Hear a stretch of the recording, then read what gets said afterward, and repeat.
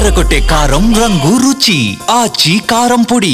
ఢిల్లీలో ఎర్రకోట దగ్గర పేలుడు జరిగిన ప్రాంతాన్ని ఓపెన్ చేశారు. ఆ మార్గంలో రాకపోకలు సాగుతున్నాయి. ఎఫ్ఎస్ఎల్ నిపుణులు ఆధారాలు సేకరించిన తర్వాత ఆ ప్రాంతాన్ని శుభ్రం చేసి ప్రజలకు మళ్లీ అందుబాటులో ఉంచారు. దీనిపై మరింత సమాచారాన్ని ఢిల్లీ నుంచి మా ప్రతినిధి రాజు అందిస్తారు.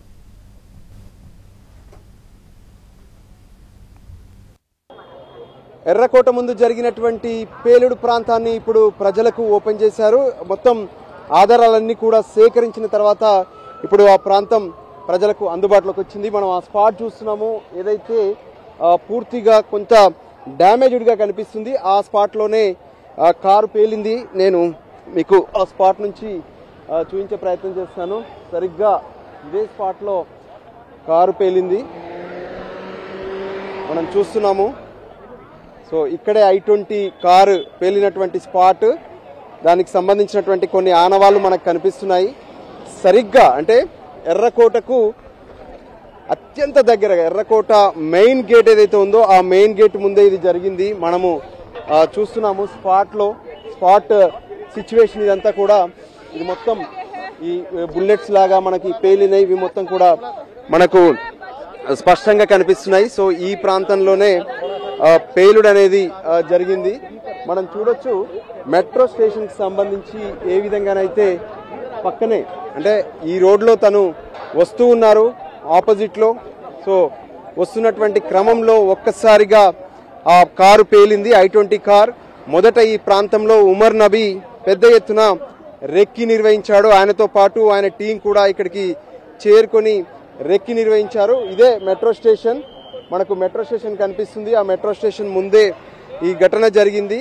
సో ఇక్కడ నుంచి నేను ఇప్పుడు కారు ఎలా వెళ్ళిందో కూడా మీకు చెప్తాను. కారు ఈ రూట్లో వస్తూ ఉంది.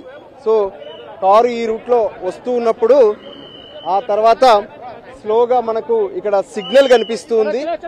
సో ఈ సిగ్నల్ ప్రాంతంలోనే ఈ పేలుడు మొత్తం కూడా జరిగింది. ఈ ప్రాంతంలో రోడ్డు ఎలా డ్యామేజ్ అయిందో మనకు కనిపిస్తుంది.